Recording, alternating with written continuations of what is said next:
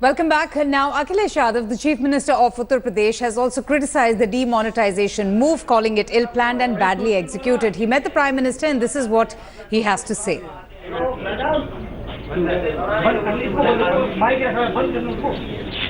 आप भी कमाल के लोग हैं। मिलने आया था अपने लोकसभा के सांसदों, राज्यसभा के सांसदों और तमाम अपने साथी। मैं बैठा नहीं लोकसभा में कि लाइन चलने लगी ब्रेकिंग न्यूज के उत्तर प्रदेश के मुख्यमंत्री प्रधानमंत्री से मिलने आए हैं। आप लोग भी कलयुग के संजय हैं और आपकी सच्चाई इतनी निकली कि सेंट्रल हॉल में जब मैं खड़ा था तो प्रधानमंत्री जी से मुलाकात हुई। मुलाकात भी हुई और आपको पता है कि मैं क्या पक्ष रखता हूं। देश और पूरा का पूरा देश उसमें शामिल है। कहीं न कहीं उनको हर आम नागरिक को चिंता है। बड़ी संख्या में लोग लाइन में भी हैं जिनको तकलीफ है। समय समय पर मैंने पत्र लिखे हैं प्रधानमंत्री जी को और आपको याद होगा क्योंकि चली जाए वो हमेशा के लिए डॉक्यूमेंट हो गई। जिस समय मुझे रात को जानकारी मिली कि पैसे 500 और 1000 बंद हो रहे हैं तो मैं समझ गया कि लोगों को तकलीफ होने जा रही है। और उसी समय मैंने सबसे पहले कहा कि लोगों को तकलीफ नहीं होनी चाहिए। मैंने अपने अधिकारियों से, जो प्रदेश के अधिकारी हैं, उनसे भी संबंधित अधिकारियों को बुला करके कहा कि कम से कम कानून व्यवस्था के सवाल पर और लोगों को सहूलियत देने के लिए कदम भी उठाएं, उनके लिए काम भी करें। किसान दुखी है, किसान को परेशानी है।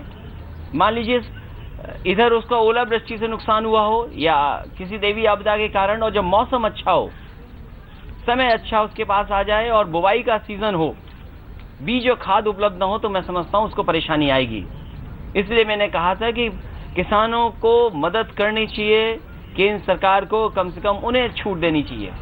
हालांकि कल तक कोऑपरेटिव बैंक को लेकर के चिंता थी, अब कोऑपरेटिव बैंक को सहूलियत मिली है, लेकिन कोऑपरेटिव बैंक कहां है, कब पैसा पहुंचेगा वहां पर? देश में सबसे ज्यादा गांव में ब्रांचेस अगर बैंक की किसी ने खोली हैं तो समाजवादी सरकार ने, और ब्रांचेस में अभी पैसा उतना नहीं है जितना लोगों को मिलना चाहिए। तो तकलीफ तो है और परेशानी है।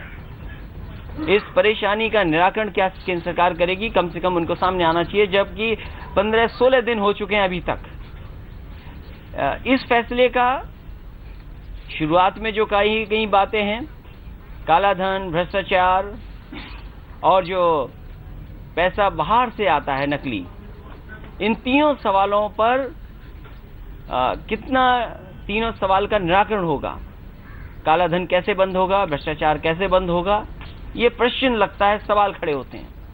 ये खुशी की बात है कि समाजवादी लोगों को ये माना जाता था ये कंप्यूटर अंग्रेजी के खिलाफ लोग हैं, लेकिन आप सोच लो समाजवादियों ने कितना अच्छा फैसला लिया था कि लैपटॉप बांट दिया गांव-गांव। और एक बार तो हमसे ये भी कहा गया कि समाजवादियों ने स्मार्टफोन इसलिए बांटने का फैसला लिया कि वोट चाहते हैं। अरे लोकतंत्र में अगर ये काम समाजवादी लोग कर रहे हैं, स्मार्टफोन पहुंच जाएगा तो सोचो आज आपको बैंक में लाइन में नहीं लगना पड़ता, और आप भी खिलाफत कर रहे हो उसकी कि स्मार्टफोन नहीं मिलना चाहिए। तो सोचो समाजवादी लोग कितना आगे की सोच रहे थे। ये तकलीफ शायद अगर स्मार्टफोन हर एक के पास होता तो शायद तकलीफ इतनी नहीं आम जनता को फेस करनी पड़ती।